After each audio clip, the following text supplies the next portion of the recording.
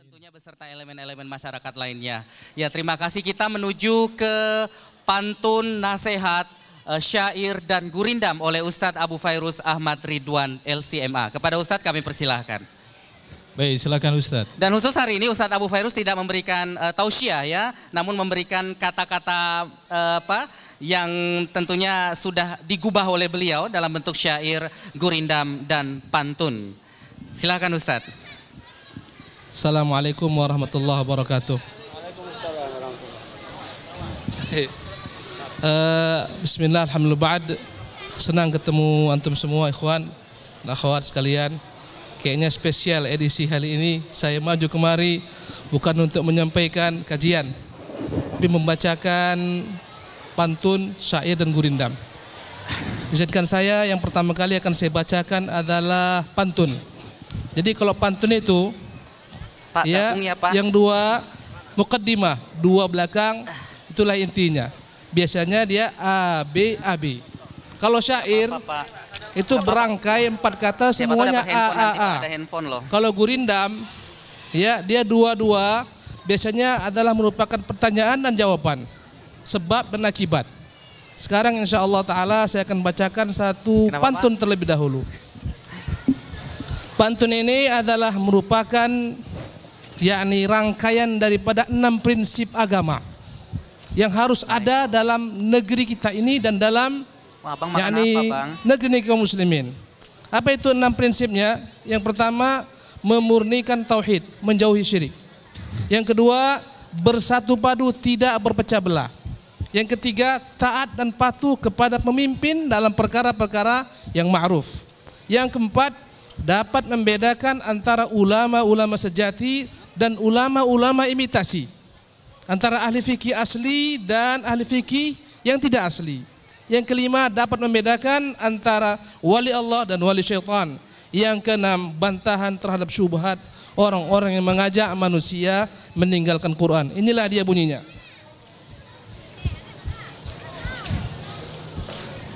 Bunga melati tumbuh di huma.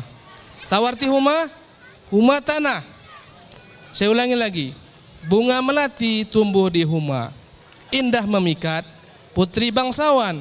Ikhlas pertama, pondasi ugama, syirik membawa binasanya badan.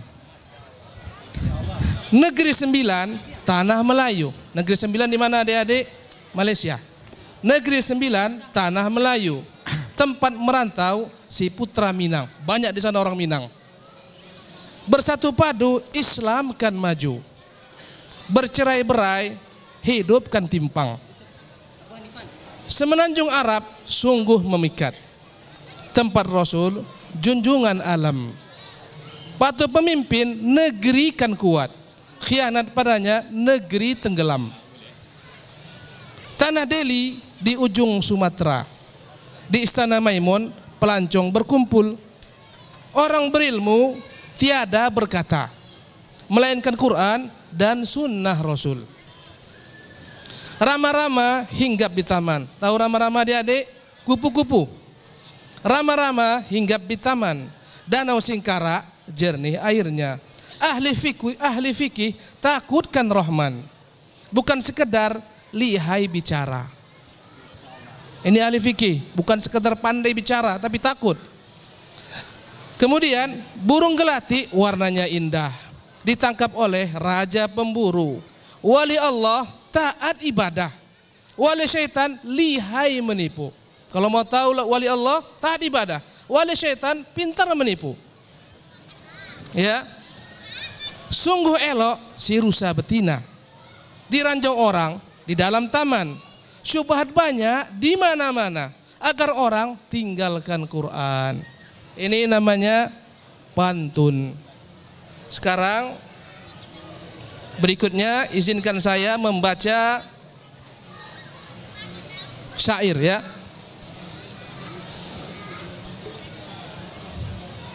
Saya akan bacakan 2 syair.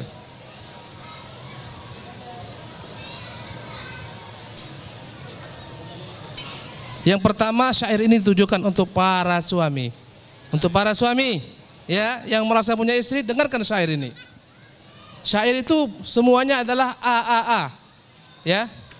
Sungguh elok titah ilahi, angkat derajat para suami, sebagai pemimpin para istri menuju bahagia yang hakiki. Untukmu kutulis petuah berharga, jaga istrimu dari neraka. Titahkan berhijab dengan sempurna, sholat fardu tak boleh lupa. Betapa celaka lelaki dayus. Dayus ini ibu-ibu adalah laki-laki yang tidak punya rasa cemburu. Istrinya mau pakai jilbab, mau pakai celana ketat, ya biarkan. Ini namanya dayus, yang tidak punya cemburu kepada mahramnya. Kita ulangi lagi. Betapa celaka lelaki dayus. Biarkan wanita tiada terbungkus, jadi pandangan lelaki rakus, menghumbar birahi tiada putus. Hak-hak istrimu mohon tunaikan, memberi nafkah jangan lalaikan. Rumah nan teduh coba wujudkan, kain dan baju harap belikan. Ini kewajiban suami. Rumah, baju, pakaian, makan, kewajiban suami. Berlemah lembut jadikan perangai, rumah tanggamu niscaya akan damai. Aib istri segera tutupi, salah dan khilaf mengapa tak ampuni. Kalau istri salah, ampunkan. Istri khilaf, maafkan. Baju kotormu dicuci dilipat, anak-anakmu diasuh dirawat, bekerja seharian hingga penat, semua demi jaga amanat. Tidur malamnya sungguhlah sedikit. Ini ibu-ibu yang punya bayi, tidur malamnya sedikit ini. Tidur malamnya sungguhlah sedikit, menjaga si kecil menangis menjerit, harta bendamu dijaga irit, agar dirimu tak jatuh pailit. Ini istri yang bijak ini, tidak menghumbar-humbar harta suaminya. Mengapa hatinya tega kau sakiti, dengan lidahmu yang tajam bak belati? Bukankah salahnya hanya 1-2 kali, kau lupakan seluruh jasanya selama mengabdi.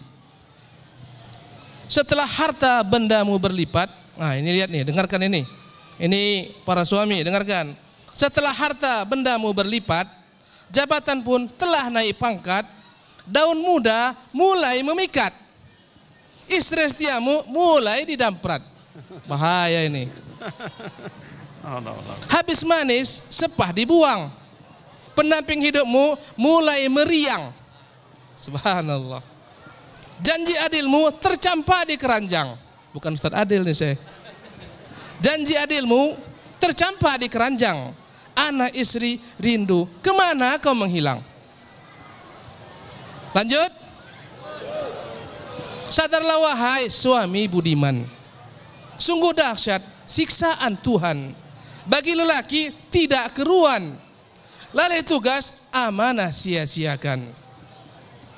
Istri dicipta bukan untuk dipukul, bekerja dipaksa uang dikumpul. Ada suami-suami istri yang bekerja, dia tenang di rumah. Salah. Istri dicipta bukan untuk dipukul, bekerja dipaksa uang dikumpul. Engkau berleha-leha tersenyum simpul, mengapa akalmu menjadi tumpul? Inilah petuah yang kugubah, pesan hidup agar bertuah. Ingatkan suami supaya berubah, semoga mendung menjadi cerah. Yang rumah tangganya mendung semoga menjadi cerah. Lanjut atau cukup? Lanjut? Taib. Sekarang kita akan cari syair untuk istri. Balik pula ini sekarang ibu-ibu. Ibu-ibu, siap saya bacakan untuk ibu-ibu syair? Siap nggak ibu-ibu? Siap? Siap nggak? Kalau nggak saya baca nih. Siap? Ini nasihat kan Ustaz? Ini nasihat. Ya, silakan Ustaz. Siap ibu-ibu? Baik. Syair petuah untuk para istri. Sungguhlah indah syariat agama, turun dari empunya alam semesta, menjaga wanita sepanjang masa, dari kehidupan, dari kehinaan menjadi mulia. Masa jahiliyah, masa yang suram, tanpa lentera laksana malam, bayi wanita langsung ditanam, takut bencana datang menghujam. Inilah suasana jahiliyah, perempuan ditanam hidup-hidup. hamba sahaya dipaksa melacur. Warisan tak dapat, nasib tak mujur. Harta yatim dibuat tumpur, diambil dirampas tiada ukur. Ini masa jahiliyah sebelum Islam. Datanglah Nabi, rubah manusia, terangi alam, angkat wanita, menjadi ratu di rumah tangga, pelihara anak, menjaga harta. Betapa elok gemerlap dunia, kata junjungan alam semesta. Tak seindah istri soleha, milik pria yang berbahagia. Subhanallah. Jadi harta dunia yang paling mahal adalah apa? Istri soleha. Sungguh beruntung pemilik istri, dipandang sedap, siapa tak iri. Diperintah taat, tak pernah lari, jaga amanat bila suami pergi. Lanjut ibu-ibu. Lanjut. Pak Sofyan yang bilang lanjut. Lanjut Pak Sofyan. Lanjut Ustaz, tafadhal masykur Ustaz. Takutlah dikau, wahai kaum Hawa. Jangan menjadi fitnah durjana. Bawa petaka bagi pria dengan tingkahmu yang angkara murka. Ini perempuan yang bawa fitnah dengan pakaiannya, penampilannya dan seterusnya. Daku khawatir dirimu terkena ancaman Nabi tak pernah dusta, menjadi terbanyak penghuni neraka. Kufur suami tamak akan benda. Lanjut ibu-ibu. Lanjut Pak Sofyan. Lanjut. Bersedekahlah. Nabi pesankan, jiwa ragamu mohon selamatkan dari jahanam yang menyeramkan, hari kiamat ingatkan. Istri Nuh tak payah ditiru, istri Lut tak pula digugu. Keduanya binasa tiada ragu, pintu neraka telah menunggu. Walaupun kedua-duanya suaminya itu Nabi, gak guna kesolehan suami. Tiada guna bersuamikan Nabi, tiada manfaat bersandingkan wali. Walaupun suaminya wali gak ada manfaatnya. Tanpa amal, tanpa bakti, dirimu hancur akan merugi. Lanjut bapak-bapak. Lanjut. Hak suami jangan kebiri, jika hasratnya nak berpoligami. Yang penting adil dalam berbagi, itu syariat ilahi Rabbi. Masya Allah. Boleh diulang, minta diulang. Ibu-ibu dengarkan. Ustaz Bakhtiar kita ulang boleh ya? Ustaz Basir. Kurang kencang suaranya Ustaz. Oke. Sekali lagi. Hak suami jangan kebiri, jika hasratnya nak berpoligami. Yang penting adil dalam berbagi, itu syariat ilahi Rabbi. Lanjut ibu-ibu. Kata ibu-ibu berhenti aja loh Ustaz. Saya sih nak suruh lanjut Ustaz, tapi nanti ada yang marah pula. Lanjut Pak Sofyan. Duhai istri jangan terpedaya, bujuk rayu bangsa Eropa. Istri satu gundi di mana-mana, penyakit kelamin merajalela. Ini konsep orang-orang kufar. Istri satu tapi gundi di mana-mana. Ibu-ibu lanjut atau berhenti? Berhenti aja loh Ustaz tuh, muak kami. Mana Pak Sofyan? Lanjut. Tafadhal Ustaz. Gimana Ustaz Bakhtiar? Lanjut. Lanjut. Terimalah hukum yang maha tinggi, engkau mulia tak dizalimi. Suami bahagia engkau diridhai, dalam hidup yang hanya sekali. Inilah syair berisi petuah, mohon amalkan seluruh madah. Semoga hidup menjadi cerah, dunia akhirat dan alam barzakh. Satu lagi boleh? Saya baca gurindam. Poligami lagi Ustaz, bukan? Jadi tadi udah satu pantun, dua syair, satu gurindam. Silakan Ustaz. Subhanallah.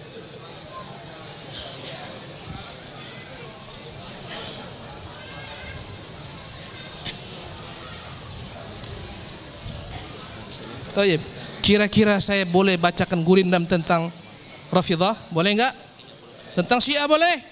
Biar semangat dikit boleh? Boleh Ustaz, tentang Syiah?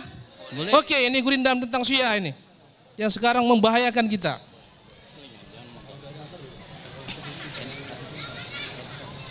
Sungguh mulia siapa terjaga dari kelamnya Rafidhah durjana.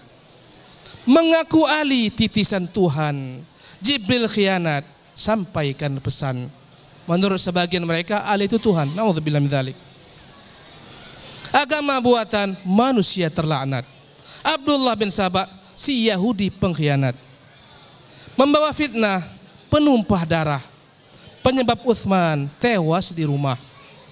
Subhanallah, tewasnya Utsman dampak daripada mereka. Bila sunnah tiada, bila Rafidah dustakan Quran, jadilah syaitan sebagai pimpinan. Bila sunnah tiada dihirau, Syiah gembira, agama pun kacau. Karena mereka mendustakan sunnah kita. Mereka menolak hadis Sahih Bukhari dan lain-lainnya. Bila Abu Bakar dan Umar dihina, runtuhlah Islam, jangan ditanya. Bila Aisyah dan Hafsah dicerca, Nabi mulia ikut tercela. Bila mut'ah jadi syariat, ini yang mereka jual kepada pemuda nih, nikah mut'ah. Bila mut'ah jadi syariat, pastilah AIDS melanda masyarakat. Bila taqiyah, pilar agama, taqiyah itu ibu adalah konsep Syiah, berpura-pura, itu taqiyah namanya. Berpura-pura. Bila taqiyah, pilar agama, dusta dan nifak jadi idola. Bila Husain dijadikan berhala, karena mereka hajinya bukan labbaik Allah, ya Husain, labbaik ya Husain. Ini mereka. Kita labbaik Allah, dia labbaik ya Husain. Bila Husain dijadikan berhala, alamat akhirat jadi merana. Bila sahabat dianggap kafir, runtuhlah hadis tak dapat dipungkir. Kerja mereka tiap hari adalah mencari celah para sahabat. Nauzubillah min dzalik. Bila Ka'bah tiada diziarah, jadilah Karbala tempat berhaji dan umrah. Subhanallah. Bila suka darah Sunni bersimbah, itulah ciri agama Syiah Rafidah. Bila Syiah, ini terakhir, bila Syiah di negeri ini subur, saya ulangi lagi, bila Syiah di negeri ini subur, tunggulah NKRI segerakan hancur. Wallahi, saya ulangi lagi, bila Syiah di negeri ini subur, tunggulah NKRI segerakan hancur. Wallahu ta'ala alam. Demikianlah gurindam kita, ya. Demikian Pak Sofyan, semoga bermanfaat. Aku qouli hadza. Assalamualaikum warahmatullahi wabarakatuh. Waalaikumsalam warahmatullahi wabarakatuh. Bismillahirrahmanirrahim. Berdiri aja Pak. Assalamualaikum warahmatullahi wabarakatuh. Alhamdulillahirabbil alamin wal 'aqibatu lil muttaqin wal 'udwana illa 'alal zalimin. Wa asyhadu an la ilaha illallah wahdahu la syarikalah wa asyhadu anna Muhammadan 'abduhu wa rasuluh. Allahumma salli wa sallim ala nabiyyina Muhammad wa ala alihi wa sahbihi ajma'in. Amma ba'd. Kaum muslimin dan muslimat yang dimuliakan oleh Allah Subhanahu wa taala, pada tahun kemarin rasanya kita masih ingat bahwasanya berkumpul pada acara yang sama tapi dengan kajian topik yang berbeda, yaitu tentang padang mahsyar. Kali ini kalau kita lihat jalan santai yang kita lakukan dari pagi tadi, dan mungkin ada unsur berlomba-lombanya, dan perlombaan itu adalah satu hal yang biasa dilakukan oleh seseorang ketika dia ingin mendapatkan yang terbaik. Kalau dunia, manusia berpacu-pacu untuk mendapatkan dunia yang lebih megah, Allah Subhanahu wa taala pun telah mengingatkan kepada kita untuk berpacu dan berlomba-lomba, fastabiqul khairat. Berpacu-paculah untuk melakukan kebaikan. Kapan dan dimanapun, hendaklah segera kita meraut dan mengambil kesempatan kebaikan. Allah Subhanahu wa taala juga berfirman, wasari'u ila maghfiratin min rabbikum wa jannatin arduhas samawat wal ard uiddat lil muttaqin. Allah Subhanahu wa taala mengatakan, bergegaslah kalian Kemana kita bergegas? Ila maghfiratim min rabbikum, kepada pengampunan dari Rabbmu, wa jannatin, dan sorga, yang sorga luasnya seluas langit dan bumi, yang telah Allah Subhanahu wa taala ciptakan, yang telah Allah Subhanahu wa taala persiapkan untuk orang-orang yang bertakwa. Kaum muslimin dan muslimat yang dimuliakan Allah Subhanahu wa taala. Dua ayat dari firman Allah Subhanahu wa taala yang kita bacakan tadi. Allah menyuruh kita untuk bergegas mengambil setiap kesempatan yang kita miliki. Maka oleh karena itu Nabi SAW juga bersabda, badiru bil a'mali fitanan ka qita'al lailil muzlim yusbih ar-rajulu mu'minan wa yumsi kafira wa yusbihu mu'minan wa yumsi mu'minan wa yusbihu kafira yabi'u dinahu bi'aradin minad dunya. Kata Nabi SAW, bergegaslah kalian dengan amal-amal yang banyak, amal soleh yang banyak, untuk menghadapi atau menjelang datangnya fitnah. Yang mana fitnah itu bagaikan malam yang gelap gulita. Fitnah kaum muslimin dan muslimat yang dimuliakan Allah Subhanahu wa taala, boleh jadi itu adalah fitnah syahwat dan fitnah syubhat. Fitnah di mana gelap gulitanya fitnah itu sehingga kita tidak akan bisa melihat yang baik. Tidak akan bisa kita melihat dengan pandangan yang normal. Alhamdulillah, satu kenikmatan yang Allah berikan kepada kita pada saat ini, kehidupan kita yang nyaman, tenang, damai. Coba kita lihat di Timur Tengah, coba kita lihat di Suriah, di Irak, di Palestina, di Yaman, dan di negara-negara lain, di Afrika Tengah, di mana seorang muslim dikejar dan dibunuh, disate dan bermacam-macam. Kita tidak akan bisa hidup dengan baik. Itu adalah fitnah, cobaan. Sebelum fitnah itu datang, mari kita bersegera untuk beramal soleh. Bagaimana bentuk fitnah itu? Kata Nabi SAW, yusbih rajulu mu'minan wa yumsi kafira. Pagi hari seorang itu beriman, tapi tahu-tahunya dia sore sudah kafir. Wa yumsi mu'minan wa yusbihu kafira. Sorenya boleh jadi dia orang beriman, tapi paginya dia telah kafir. Berubah, tidak sampai 24 jam dia bisa berubah dari mumin kepada kafir. Kenapa? Yabi'u dinahu bi'ardhin minad dunya. Karena dia menjual agamanya karena kepentingan dunia. Bapak Ibu mungkin sudah melihat dan mendengar bagaimana dan apa-apa yang sudah terjadi di negara kita ini. Tapi alhamdulillah belum sampai kepada diri kita masing-masing. Maka karena itu, apapun kesempatan kita untuk beramal, dahulukan, segera kita mengambil amal itu. Nabi SAW pada suatu hari beliau sholat asar. Setelah sholat asar beliau segera untuk pergi ke rumahnya. Lalu dia kembali ke masjid. Melihat para sahabat melihat aneh. Lalu sallallahu alaihi wasallam mengatakan, "Dzakartu syai'an." Aku ingat akan sesuatu.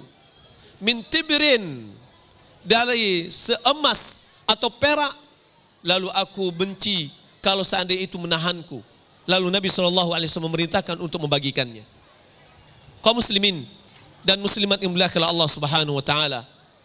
Allah Subhanahu wa taala berfirman, "Ya ayyuhalladzina amanu anfiqu mimma razaqnakum min qabli an ya'tiya ahadukumul maut fayaqulu rabbi laula akhartani ila ajalin qarib fa asaddaq wa akum minas salihin."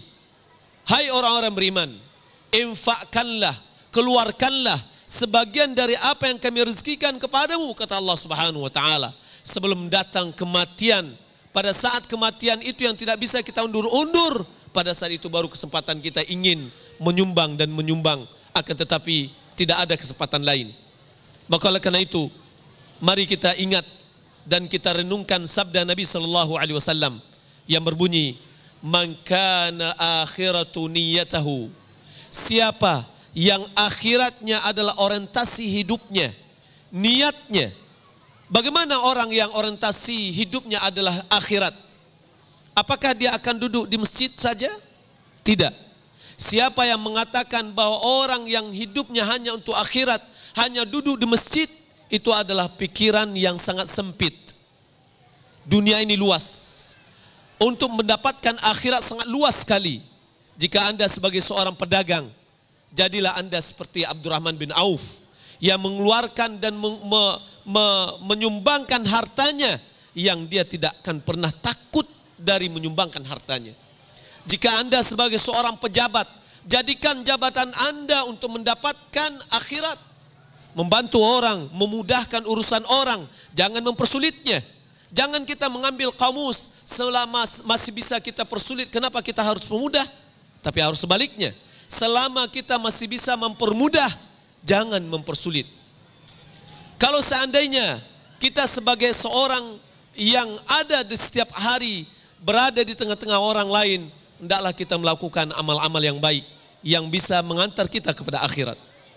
Siapa yang orientasi hidupnya adalah akhirat, maka Nabi SAW mengatakan, ja'alallahu ghinahu fi qalbih. Allah Subhanahu wa taala akan jadikan kekayaannya di hatinya. Wa jama'a syamlahu, dan Allah akan mudahkan urusannya. Wa ta'tihi dunya wa atathu dunya wa hiya raghimah. Dunia akan mengejarnya. Kalau seandainya dia adalah seorang pejabat, jabatan akan mengejarnya. Kalau seandainya dia adalah orang pedagang, duit akan mengejarnya. Wa hiya raghimah, dunia itu sementara terhina. Sebaliknya, wa man kanatid dunya niyatahu, siapa yang dunia orientasi hidupnya, ja'alallahu faqrahu baina ainaihi, Allah Subhanahu wa taala akan jadikan kemiskinannya di hadapan matanya, sehingga dia memakai kacamata miskin. Setiap yang akan dilihat, dia akan khawatir jatuh kepada miskin. Lalu Rasulullah SAW mengatakan, wasyattata syamlahu, Allah akan memperandakan urusannya. Wala ya'tihi wala ta'tihi minad dunya wala ya'tihi minad dunya illa ma kutiba lahu. Dia tidak akan didapatkan kemegahan dunia kecuali apa yang telah dituliskan oleh Allah Subhanahu wa taala. Bapak Ibu yang dimuliakan oleh Allah Subhanahu wa taala, saudara dan saudari, hadirin dan hadirat yang dimuliakan oleh Allah Subhanahu wa taala, semua rezeki kita telah ditetapkan oleh Allah Subhanahu wa taala di waktu umur kita 4 bulan di dalam kandungan orang tua kita. Jangan kita takut miskin. Bersedekahlah sebanyak-banyaknya. Sedekah yang paling baik. Seorang bertanya kepada Nabi SAW, ayus sadaqati a'zamu ajra, manakah sedekah yang paling tinggi nilainya, yang paling besar pahalanya? Nabi SAW bersabda, anta saddaqa wa anta sahihun syahihun takhshal faqra wa ta'mulul ghina. Kondisi yang paling baik kita bersedekah adalah engkau bersedekah sementara engkau adalah orang yang sehat bugar, yang syahihun, yang rakus ingin mendapatkan harta yang banyak, yang takut kefakiran dan berangan-angan menjadi orang kaya. Pada saat itu diri kita pengen mendapatkan harta yang banyak, tidak mau keluar sedikit pun. Pada saat itulah sedekah yang paling tinggi nilainya, ketika hati kita ini berat untuk memberikan. Ingat kaum muslimin dan muslimat yang dimuliakan Allah Subhanahu wa taala. Sedekah, kata Nabi SAW, tidak akan mengurangi harta. Ma naqasat sadaqatun min malin. Sedekah tidak akan mengurangi harta. Dan sedekah dijanjikan oleh Allah Subhanahu wa taala untuk dikembalikan. Allah Subhanahu wa taala berfirman, "Wa ma anfaqtum min syai'in fahuwa yukhlifuh." Apapun yang kalian sumbangkan, berapapun, sedikit atau banyak, wa huwa yukhlifuh, Allah lah yang akan menggantinya. Dalam hadis qudsi, Nabi SAW bersabda, ya bina Adam, unfiq alaik.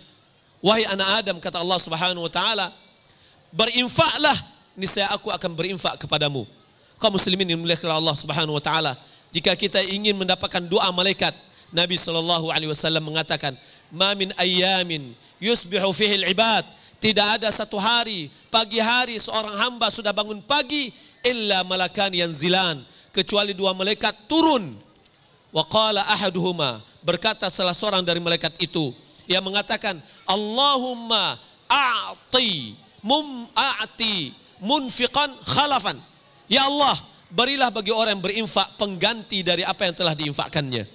Jika kita berinfak pada pagi hari, subuh-subuh kita telah berinfak, maka Allah Subhanahu wa taala akan mendengarkan doa malaikat yang mengatakan, ya Allah, gantilah bagi orang yang berinfak. Yang kedua yang mengatakan, Allahumma a'ti mumsikan talafan. Ya Allah, berikanlah bagi orang yang menahan-nahan hartanya kehancuran terhadap hartanya. Silahkan Bapak Ibu yang dimuliakan Allah Subhanahu wa taala, kita mau memilih doa yang mana? Doa yang pertama atau doa yang kedua? Kaum muslimin yang dimuliakan Allah Subhanahu wa taala, mari kita budayakan untuk menyumbang. Mari kita budayakan untuk berkorban dengan harta kita yang kita miliki. Kita banyak membangun atau radio kita, radio Hang, yang mungkin membutuhkan dana yang besar. Dan itu adalah akan memberikan manfaat kepada kita dari dua sisi. Sisi yang pertama, kita mendapatkan ganjaran dari Allah dalam berinfak. Sisi yang kedua, acara dan program serta ilmu yang diserap yang disebarkan di Radio Hang ini akan kita mendapatkan kebaikannya juga. Karena Nabi SAW mengatakan, orang yang menunjukkan satu kebaikan, dia akan mendapatkan pahala yang sama bagi orang yang melakukan dengan orang yang melakukan. Demikian Bapak Ibu dimuliakan Allah Subhanahu wa taala, mari kita bersegera, jangan berpangku tangan. Mari kita bersegera untuk melakukan amal soleh apapun yang bisa kita yang dapat kita lakukan untuk melakukan kebaikan, baik dengan harta kita, dengan tenaga kita, dengan pikiran kita, dengan jabatan kita, kita lakukan agar Allah Subhanahu wa taala memberikan pahala kepada kita semua. Demikian, terima kasih banyak atas segala perhatian dan mohon maaf atas segala kekurangan dan kesalahan. Wabillahi taufiq wal hidayah. Wassalamualaikum warahmatullahi wabarakatuh. Waalaikumsalam warahmatullahi wabarakatuh. Jazakallahu khairan katsira kepada Buya Elvi Syam LCMA dari Padang Sumatera Barat. Untuk